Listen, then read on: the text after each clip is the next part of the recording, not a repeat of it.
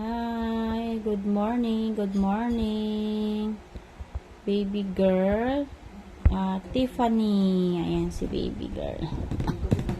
Nanganganak si mommy kay baby. 3:44 a.m. Ayan.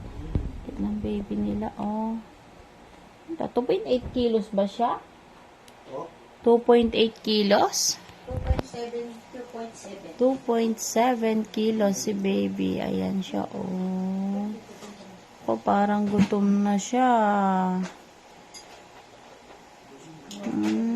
Parang gutom ka na. Ayan yung baby nila.